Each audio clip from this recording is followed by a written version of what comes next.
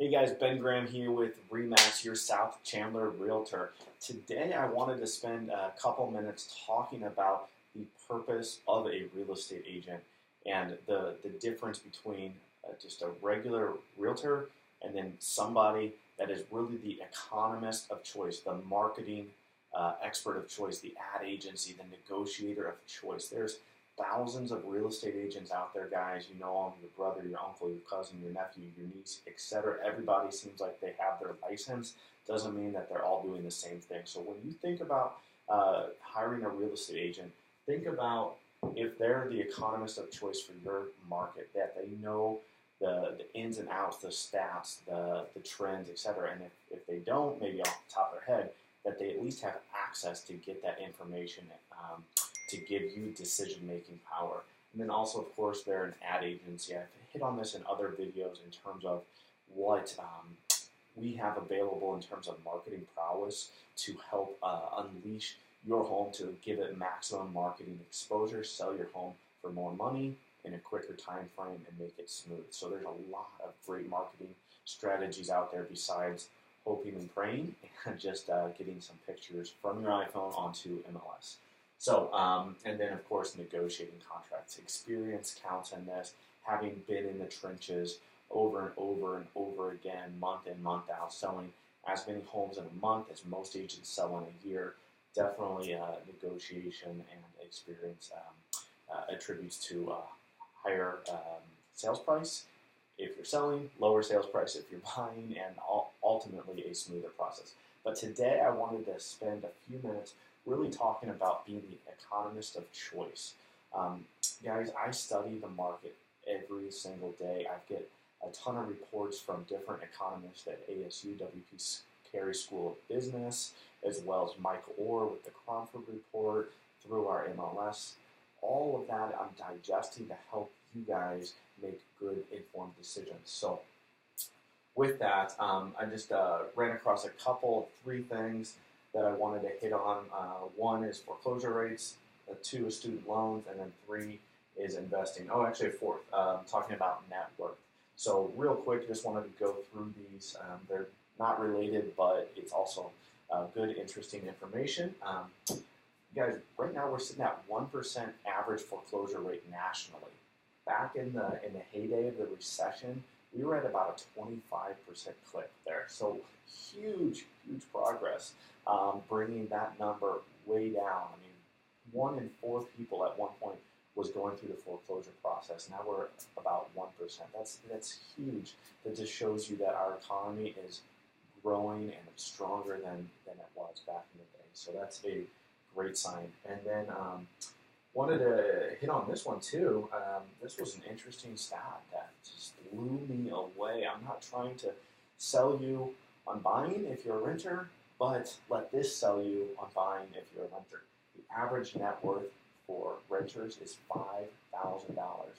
The average net worth for a homeowner in America, $195,000. Now, a lot of that's tied up in equity, yeah, of course, but there are ways to get equity out, whether it's today or tomorrow in the future, etc. But that is a huge difference. So if you can think about owning a home, A, it'll probably be cheaper on a monthly basis.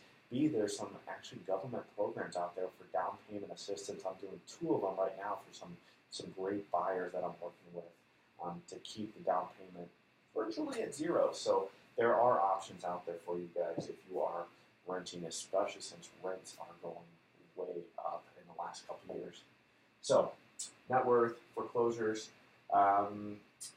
I'm going to end on student loan debt because I just want to hit on investing. If you have ever thought about investing in real estate, please contact me. And as you know, the stock market is volatile. I mean, the real estate market is too, but in the big picture, the real estate market's had 2 crashes. The stock market 10, 12 or more. So in the long picture, in the long game, real estate is a more stable investment. We can get into the nuances. Bottom line, I know that America has about 28% of their money tied up in cash, another about that same ratio tied up in the stock market, and then only about 18% tied up in real estate investments, whether that's their own house or other houses. So there is all that cash and or stocks that could be invested into real estate, where all the gains just go right into your pocket and are cash outable, if that's a word, through 1031 exchanges to buy more real estate.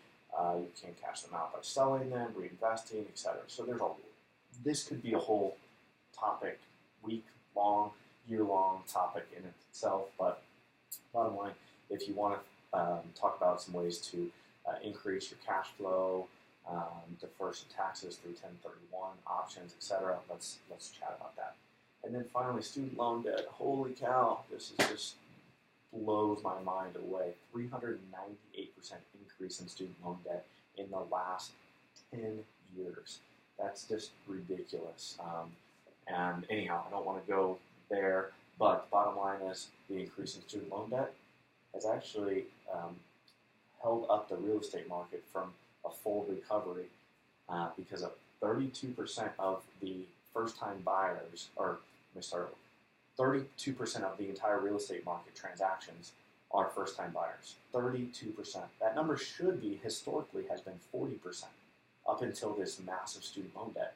Well, if you have student loans, chances are you're a first-time buyer, so everybody's money is getting poured into the student loans, therefore reducing their buying power, therefore slowing the inventory of the starter homes, which we're seeing a lack of inventory, and therefore the domino effect trickles down, and the move-up homes, etc., the luxury homes get impacted because those people aren't able to pursue through the process. So I don't know what I can do about this. I don't know what the government's going to do about this, but bottom line, it is impacting our real estate market. So hopefully you enjoyed the video. A lot of randomness here, but also a lot of interesting things here. At least I think so. So if you have any questions on one of these 4 specific topics, please reach out to me. I, again, want to be your economist of choice. Again, Ben Graham with RE/MAX here in Chandler.